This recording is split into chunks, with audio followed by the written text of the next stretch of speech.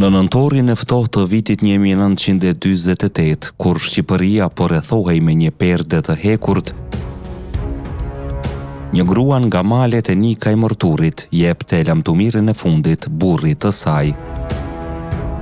Emri i saj ishte Drane Jakja. Burri Vuksani kishte marrë malet, duke kthyer pushkën kundër komunizmit, që prej momentit kur kishin hyrë në krahin për të vrarë djemtë e maleve. Në atë kohë Drania kishte një foshnjë vetëm 10 ditësh, Zefin e vogël. Ajo i dha fjalën burrit të saj se do të arrisë atë djalë burr në trojet e veta, ashtu siç rritet një lis në malin që e ka lind, por historia nuk u shkrua kështu. Para se të vazhdoj me këtë rrëfim prekës, ju ftoj ta pëlqeni videon nëse ju prek zemrën dhe ta abonoheni në kanalin ton Histori Epike. Këtu e kaluara nuk harrohet. Ajo rilind me zë, me shpirt dhe me krenari. Mbështeteni punën ton që këto histori të mos fshihen kurrë. Pa kohë pas i mbeti pa burr në shtëpi, kur Bora nuk ishte shkrir ende nga rrugët, Drania dhe 4 fëmijët e saj u dëbuan nga shtëpia. Ajo u bë mish për internim. Kaloi në për 7 vendbanime, 7 ferre të gjalla, nga Nika i Mërturi në Tropoj, Kukës, Kalat Beratit, deri te kampet famzeza të Turanit dhe të Pelenës. Ishte në kampin e Turanit ku brenda 24 orëve 33 fëmijë humbën jetën nga një virus që ishte shpërndar. Në mesin e tyre ishte edhe djali i Dranës, Zefi, vetëm 2 vjeçar, i bukur e i shkathët, se çfarë kishte ndodhur atij e kishte treguar vetë nëna Drania me fjalët e veta. Zefi i vogël kishte fillue me ecë, e fillue me fol. Ishte i shkathët, i bukur, krejtësi i ati, Vuksani. Por një natë e shoh djalin gërmuq. E mora ndërduar. Çfarë të bëja? Ku të shkoja? Qumshti i gjinit më ishte shtërrue. E asnjë lloj ushqimi tjetër nuk kisha. Po i therte barku, e kjo po i shkaktonte të vjella. Pas pak minutash e kapën kriza të forta. Nuk fjeti gjithë natën, asnjë nan nuk vuni gjumë në sy. Fëmijët e mi qanin e përqafonin Zefin e vogël, kur po ndahej nata me ditën në agim dha shpirt. Unë mbeta ashtu e ngrime, pa gjak e pa zemër. Ushtarët bën një grup të madhe dhe i hodhën foshnjët brenda njën nga një, si të ishin pula. Nëna Drane nuk mund ta linte djalin e saj të hidhej si një pul në atë grop. Në një qoshe të varrezave të ushtarëve italian, midis 2 varresh, ajo e hapi dheun me duart e saj që përgjakeshin, pa ndihmë, pa burr, pa shpresë. E mbështolli Zefin me një qarqaf të bardhë, i vendosi 2 gurë te koka dhe e la aty, në një varr që nuk ja merrnin erërat, uji apo harrimi. Por historia nuk mbaron këtu. Pas pak kohësh, ajo u zhvendos në kampin e internimit në Tepelen. Kur kishin kaluar 3 muaj nga vdekja e Zefit, një lajm i papritur mbërriti tek Drana Jakja. Ajo do të lirohej. Pas një kohe të gjatë të përndjekjes dhe poshtërimit, kjo duhej të ishte një ditë shprese, por jo për të, jo pa Zefin.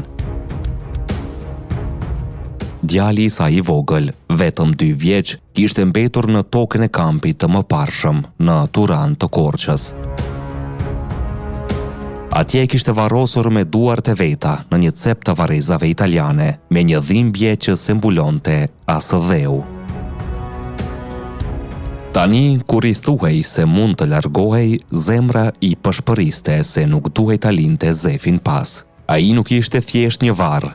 Ai ishte gjaku i saj, një pjesë e saj. Ajo s'mund ta linte birin e saj pas.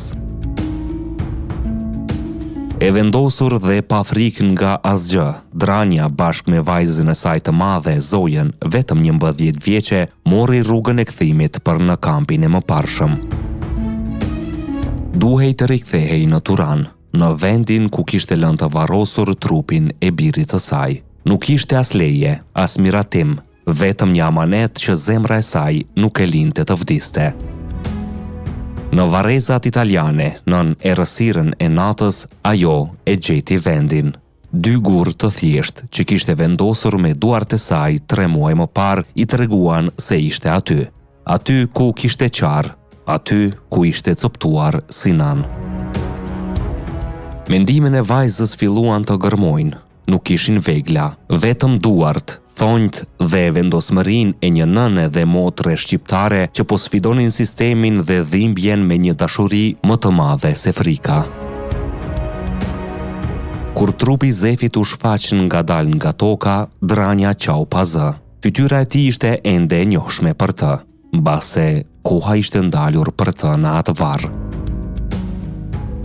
E mbështolli me një copë të bardhë, një mbulesë të pastër që e kishte ruajtur me fanatizëm si të ishte Flori. E mori në krah, si dikur kur e kishte gjallë, me qëllimin për ta quar në vendlindje. Ai nuk ishte më trup, ai ishte amanet. Ishte gjak që nuk duhej të mbetej në tokë të huaj. 7 javë qëndroi me të në kampin e Tepelenës, në fshehtësi, në heshtje. Ja pastronte fytyrën, ja lante trupin dhe ja lyente me raki që t'ja mbante të paprishur. Kur nuk pati më kohë për të pritur, u nis. E ngarkoi trupin e të birit në një makinë plot pambuk dhe mori rrugën drejt Shkodrës. Aty në qytetin që dikur i kishte dhënë veshjet e nusëris, ajo hyri sërish në treg. Me parat që kishte kursyer nga vuajtjet, i bleu të birit rroba të reja, për herë të fundit. I veshi Zefit ato rroba, e donte të veshur me dinjitet, sepse edhe vdekja kishte nevojë për nder në syt e një nëne. Dhe nisi udhëtimin më të gjatë. Kaloi 7 lumenj e 7 varg male, nga Vjosa në Drin, nga Tepelena në Nikaj Mërtur. Nga dritarja e një kampi, në tokën ku kishte premtuar se do të arrisë. Pas 7 ditësh udhëtim, Drania e varrosi djalin e saj pranë gjyshit prek ndot, në truallin e familjes. Qindra njerëz u mblodhën për ta përcjell me nder e me lot atë që s'mundi të rritej burr. Drania nuk ishte më thjesht një grua, ishte një legjend, një doruntin reale, por ndryshe nga mitet, Drania mbeti gjallë. E nis jetën nga e para jo një herë, por 7 herë. Në çdo vend internimi, filloi nga hiqi. Në Bukov hapi tokë të re, ngriti kull. Bolli jetë mbi një dhe të ngjyer me gjak e lot. Pas ca vitesh mori vesh se burrin ja kishin vrarë duke kaluar kufirin për në Jugosllavi. Jetoi më shumë se një shekull, por amanetin ndaj burrit dhe vetes nuk e harroi kurrë, siç do të deklaronte më vonë. Që ditën që mi fali Zoti këta fëmijë e deri në këtë dakik, nuk kurseva as trupin, as shëndetin, as rinin, as bukurin. Nuk mposhta prej vuajtjeve, vështirësive e fatkeqësive, ruajta nderin e moralin, e nuk e ula kryet para kërkujt. E ruajta të pacenume krenarin time personale, por edhe të racës time e të racës së burrit. Kjo e përshkruan më së miri çfarë do të thotë të jesh një grua dhe nën shqiptare. Drana Jakja nuk është vetëm një emër në një listë viktimash të regjimit. Ajo është zëri i nënave që ngritën varre me duart e veta. Eshtrat e djemve të tyre i lanë në fusha të huaja, por shpirtin e fëmijëve e mbani në gji. Kur ajo mbylli syt, i mori me vete gëzimet e ralla dhe dhimbjet që nuk maten. Historia e saj është një kushtrim për ne, një kujtesë që nuk guxon të harrohet. Sepse regjimi që vrau fëmijë në prehrat e nënave nuk mund të mbulohet me heshtje. Kjo ishte historia e nënmadhes Drane Jakja. Historia një nëne që nuk hoqi dorë, që nuk pranoi vdekjen si humbje, por si detyrë për të përballur me të. Le ta ruajmë këtë histori si një dritë në errësirë. Le të mos harrojmë asnjëherë ata që e deshën jetën edhe kur ajo nuk i deshi ata. Ne jemi histori epike, aty ku e kaluara rilind. Deri në videon tjetër, qëndroni krenar dhe të vetëdijshëm për gjakun që rrjedh në damarët tanë.